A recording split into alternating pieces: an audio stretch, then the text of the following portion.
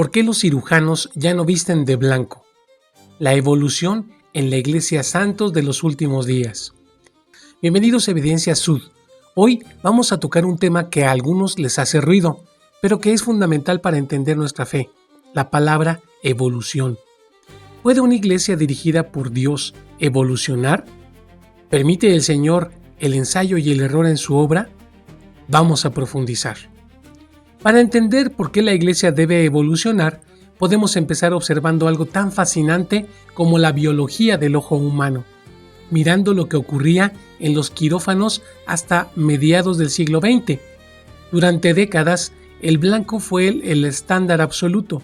Las batas eran blancas, las sábanas eran blancas y las paredes eran blancas. La lógica era simple. El blanco representa pureza, limpieza y esterilidad. Si había una bacteria o una mancha, el blanco la delataría de inmediato. Sin embargo, esta obsesión por la apariencia de pureza estaba matando a la gente. Los hospitales se habían convertido, sin saberlo, en trampas ópticas. Bajo las potentes lámparas quirúrgicas, ese blanco reflejaba hasta el 80% de la luz, cegando literalmente a los cirujanos.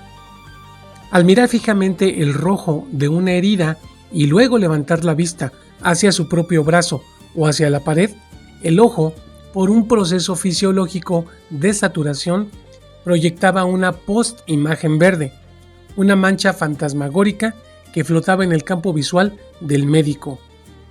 Esto nos lleva a lo que en la historia de la medicina se conoció como el incidente de la arteria.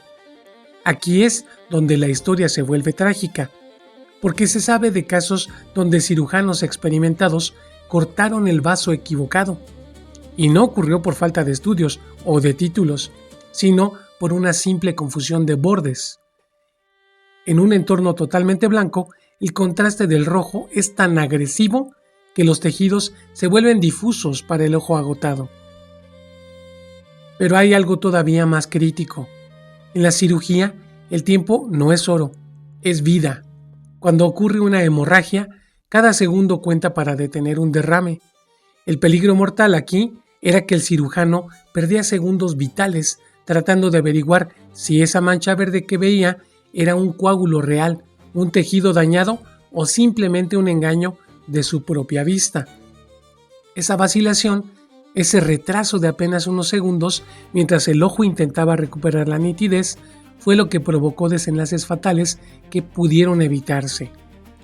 Hubo un caso histórico que un hospital mantuvo bajo estricto silencio para evitar el escándalo.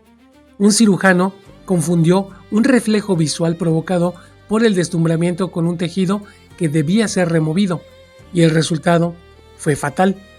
Al investigar supieron que la causa no fue la incompetencia del médico, sino el entorno. Pero no lo gritaron a los cuatro vientos, lo cambiaron en silencio, reconociendo que su estándar de pureza era en realidad un error de diseño que costaba vidas. Lo más increíble de todo es que cuando finalmente se propuso cambiar al verde o al azul, muchos médicos se burlaron. Parecía una solución bastante estúpida. El ego no les permitía aceptar que algo tan insignificante como el color de una pijama pudiera afectar su capacidad profesional. Tardaron décadas en reconocer que el cuerpo humano tiene limitaciones físicas que la tradición no puede ignorar.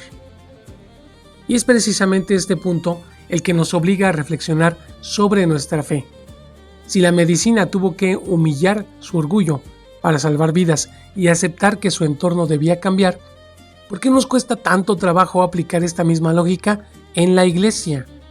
A veces confundimos lo eterno con lo inmóvil, pero un Dios que no permitiera que su obra se adaptara sería un Dios que nos condena a la ceguera de esos quirófanos antiguos. Aquí es donde esa palabra entra que a muchos les es incómoda, pero que es la única que explica este progreso, la evolución. Y no es porque la verdad cambie, sino porque nuestra capacidad de verla necesita mejorar. Dios revela planos terminados o permite que aprendamos en su laboratorio. A veces somos más papistas que el Papa, o en nuestro caso, más rígidos de lo que el Señor espera. Creemos que cada instrucción de Kirtland o Nauvoo era un plano inmutable bajado del cielo, pero la historia nos dice otra cosa. El elder James E. Talmage, un apóstol que era científico, usó abiertamente la palabra evolución para explicar que el conocimiento progresa. Él decía que la verdad es eterna, pero nuestra comprensión de ella evoluciona.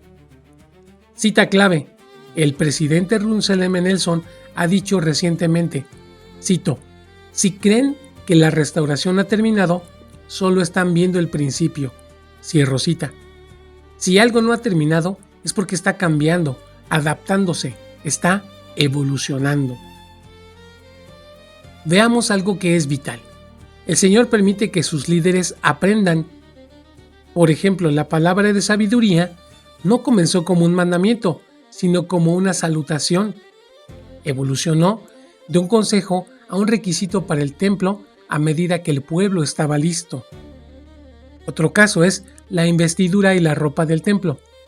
Esta ha tenido ajustes en su lenguaje y forma a lo largo de décadas para enfocarse más en la doctrina pura y menos en las tradiciones culturales de los años 1800.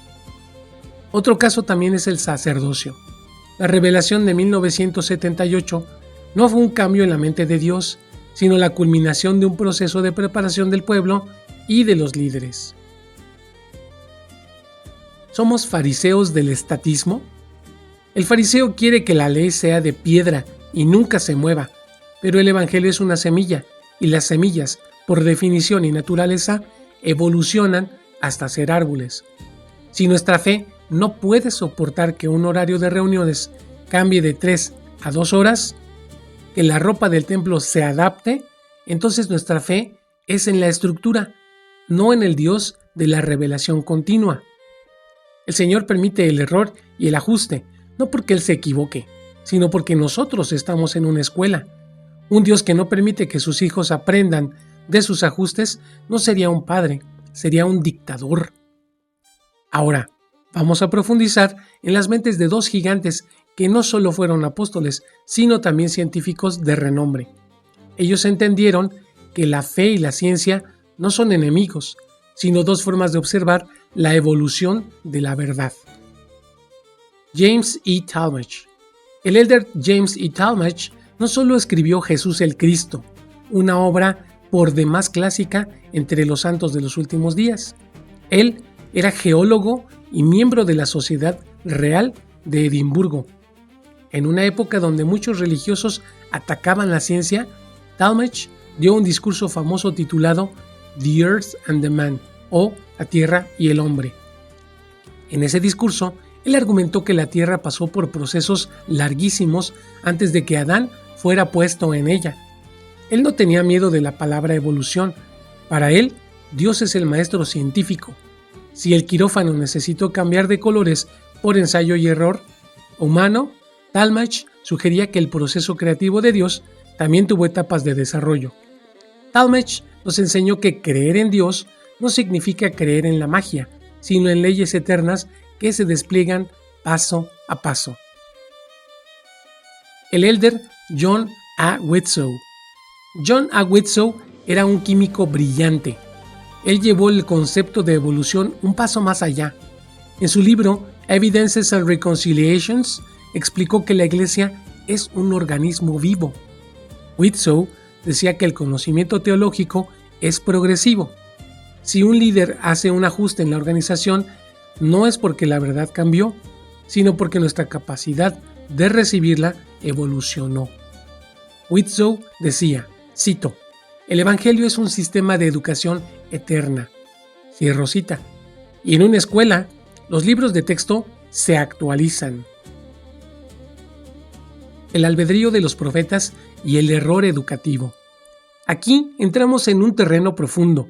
Muchos sabemos, aunque no todos lo aceptan, que el Señor permite que sus líderes aprendan inclusive equivocándose. Esto es doctrina pura. En Doctrina y Convenios 1.24, el Señor dice que sus siervos pueden cometer errores y al ser descubiertos pueden ser instruidos. Aquí Debemos hacernos una pregunta honesta. ¿Por qué Dios, que lo sabe todo, permite que sus siervos caminen a veces por rutas que luego deben ser ajustadas? La respuesta es tan hermosa como desafiante. Dios no busca robots, Él busca hijos. Imaginen a un padre que está enseñando a su hijo a caminar. El padre sabe exactamente dónde está el equilibrio y cómo evitar la caída, pero si lo carga todo el tiempo para que nunca tropiece, el niño jamás desarrollará sus propios músculos. El error educativo no es una falla en el sistema de Dios, es una herramienta de su pedagogía. Él permite que los líderes utilicen su mejor juicio, sus estudios y su contexto cultural, incluso si eso incluye paredes blancas que hoy nos parecen un error. ¿Por qué? Porque el Señor respeta el albedrío de sus siervos tanto como el nuestro. Él prefiere una iglesia que aprenda a través de la experiencia y la humildad de corregir el rumbo, a una iglesia de autómatas que no entienden el porqué de las cosas. Como dice el versículo 24, para que su conocimiento fuera aumentado. No dice para que fueran perfectos de entrada, sino para que aprendieran. El ajuste no es una evidencia de que Dios se fue, es la evidencia de que Dios está ahí, dejando que sus hijos crezcan en el laboratorio de la vida real. Si entendemos que Dios es un padre que enseña y no un dictador que impone planos rígidos, entonces los cambios que vemos en la historia de la Iglesia dejan de ser escándalos para convertirse en lecciones. Debemos aprender a distinguir entre la luz y la lámpara. La luz es la doctrina pura, como el amor de Dios o la expiación, y esa es inmutable, pero la lámpara es el procedimiento, el lenguaje y la organización, y esa lámpara tiene que evolucionar para que la luz se proyecte mejor según sea la época en que vivimos. Tomemos, por ejemplo, la palabra de sabiduría. Si el Señor hubiera impuesto la abstinencia total como mandamiento estricto en 1833, gran parte de los santos habrían fallado de inmediato, porque el entorno cultural era muy distinto. Dios, en su paciencia pedagógica, permitió que un periodo de entrenamiento de casi 100 años llegara hasta este punto. Dejó que el pueblo aprendiera por experiencia, que los líderes observaran los efectos del alcohol y del tabaco hasta que la iglesia estuvo lista para dar el paso hacia una ley más alta. No fue un cambio de opinión divino, fue una graduación colectiva. Lo mismo ocurre con el templo.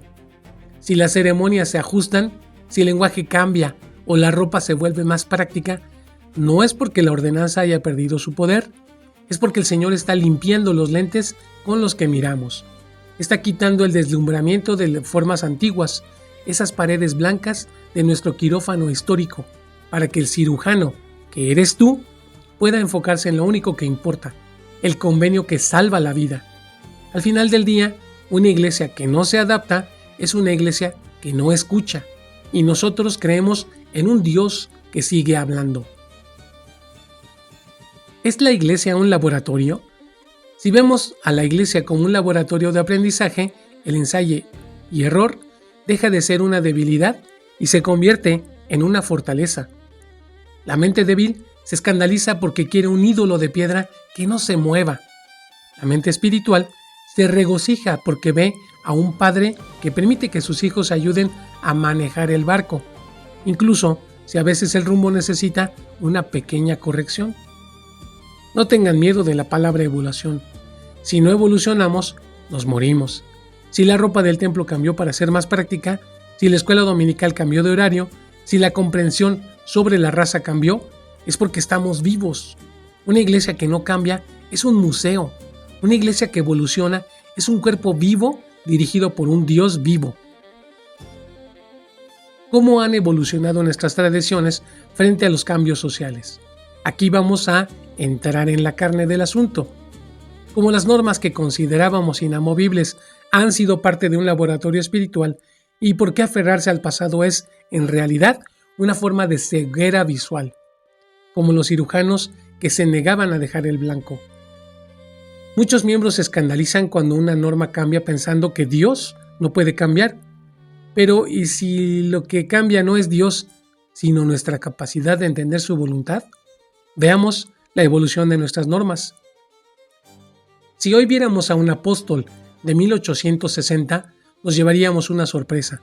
En ese entonces se bebía vino en la Santa Cena, algunos líderes fumaban tabaco y la cerveza no estaba prohibida. ¿Fue un error de José Smith? ¿Se equivocó Brigham Young? No, fue un proceso de evolución legislativa espiritual. El Señor dio la revelación en 1833, no por vía de mandamiento. ¿Por qué? Porque sabía que si la imponía de golpe, el pueblo fallaría. Permitió que los santos aprendieran por ensayo y error durante casi 100 años, hasta que, bajo la presidencia de Heber J. Grant, se convirtió en un requisito para entrar al templo. Al igual que los cirujanos descubrieron que el verde era mejor que el blanco tras décadas de fatiga, la Iglesia descubrió que la abstinencia total era la mejor protección contra las adicciones modernas. Fue una evolución basada en la experiencia. ¿Líderes que se equivocan? Acá hay algo profundo. El Señor permite que sus líderes aprendan. A veces, la cultura de la época nubla la visión, como el reflejo de la luz en las paredes blancas de los antiguos quirófanos. El caso de la raza y el sacerdocio. Durante décadas hubo explicaciones folclóricas sobre por qué los negros no tenían el sacerdocio. Hoy la Iglesia ha repudiado esas teorías. ¿Qué pasó allí? Los líderes, como hombres de su tiempo, estaban bajo la influencia de una cultura blanca que les impedía ver el verde de la revelación plena. El Señor permitió que pasara el tiempo hasta que la mente de los líderes y del pueblo evolucionó lo suficiente para recibir la corrección en 1978. Adaptación en el templo y la ropa sagrada. Este es un tema sensible pero necesario. La ropa del templo y las ceremonias han cambiado significativamente. Se han eliminado partes que eran culturales del siglo XIX. Se ha ajustado la duración para un mundo más acelerado. Se ha modificado el lenguaje para elevar el papel de la mujer. ¿Es esto diluir el evangelio? Al contrario, es quitar el deslumbramiento. Si la ceremonia es tan larga o el lenguaje tan arcaico que el miembro sale confundido, el propósito del templo se pierde. La evolución del ritual busca que la esencia brille más que la forma. Si la ropa del templo cambia para ser más práctica o simbólicamente clara, es porque el Señor prefiere la funcionalidad sobre el estatismo muerto. La mente débil contra la mente evolucionada. El fariseo de hoy dice, si esto cambió, entonces no es verdad. Esa es una mente débil que necesita un Dios que no se mueva para sentirse segura. Pero el santo de los últimos días, con visión de quirófano, sabe que la Iglesia es un cuerpo vivo, no un fósil.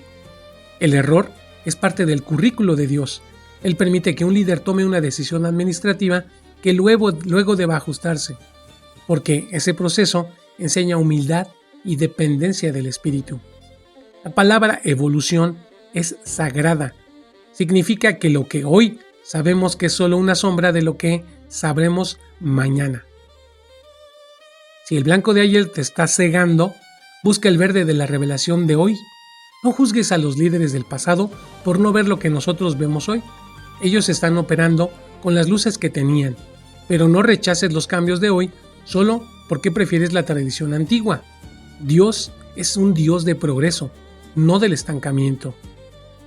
Ahora, cerraremos con una reflexión sobre el futuro. ¿Hacia dónde evoluciona la Iglesia? ¿Estamos listos para los cambios que vienen? ¿O nos quedaremos ciegos mirando las paredes blancas del pasado? Aquí vamos a amarrar todo: la ciencia del color, la humildad de los líderes y la visión de un futuro que no se detiene. Empezamos hablando de por qué los cirujanos dejaron el blanco por el verde para evitar la fatiga visual, y hemos terminado comprendiendo que la Iglesia de Jesucristo, de los santos de los últimos días, no es un monumento al pasado, sino un organismo que respira, crece y sí, también evoluciona. Uno de los grandes errores de los críticos y de algunos miembros con mente débil es creer que los profetas son infalibles. Si un profeta no puede equivocarse, entonces no tiene albedrío. Pero nuestro Dios es un Dios de libertad. Al igual que los médicos que operaron durante años en quirófanos blancos, viendo mal, pero haciendo lo mejor que podían con lo que sabían, el Señor permite que sus líderes operen dentro de sus limitaciones culturales. El ensayo y el error es divino. Si el Señor nos diera todo perfecto y terminado, no habría crecimiento. Él prefiere una iglesia que aprenda a través del tiempo a una que sea manejada por robots. La evolución institucional es la prueba de que Dios confía en el hombre. ¿Hacia dónde vamos? La evolución reciente nos da algunas pistas. De lo centralizado a lo enfocado en el hogar. El cambio a las 2 horas de reunión y el programa Ven Sígueme es una evolución drástica. Pasamos de una fe de espectador en la capilla a una fe de acción en la casa. De la tradición a la esencia. Los ajustes en la ropa del templo y en las entrevistas de recomendación muestran que el Señor está quitando el ruido visual. Está pintando las paredes de un color que nos permita ver la expiación de Cristo con mayor claridad, sin las distracciones de las tradiciones que ya no cumplen su propósito. Mencionamos que a veces somos fariseos cuando rechazamos la palabra evolución. El fariseo ama la ley porque la ley no cambia, y eso le da una falsa sensación de control. Pero la fe es caminar sobre el agua, es movimiento. Si te molesta que la iglesia cambie, pregúntate, ¿amo la estructura de la iglesia o amo al Dios que la dirige? Si amas la estructura, te quedarás ciego mirando el blanco del siglo XIX. Si amas a Dios, te pondrás la bata verde y estarás listo para la próxima operación que el Señor necesite realizar en este mundo. La mayor evidencia de que esta iglesia es verdadera no que es que sea inmutable, sino que es adaptable. Un objeto muerto no cambia, solo lo que tiene vida evoluciona. El Señor no lo reveló todo en 1830, ni en 1978, ni lo ha revelado todo hoy. Él está dejando que sus líderes y su pueblo experimenten el peso de la responsabilidad. Nos permite cometer errores de juicio administrativo para que aprendamos la diferencia entre lo que es costumbre humana y lo que es mandamiento divino. Muchas gracias por acompañarnos en esta serie. La próxima vez que veas a un médico vestido de verde o de azul, recuerda que ese color es el resultado de alguien que tuvo la humildad de decir: nuestra forma de hacer las cosas no está funcionando, tenemos que cambiar. En la iglesia, esa humildad se llama revelación continua.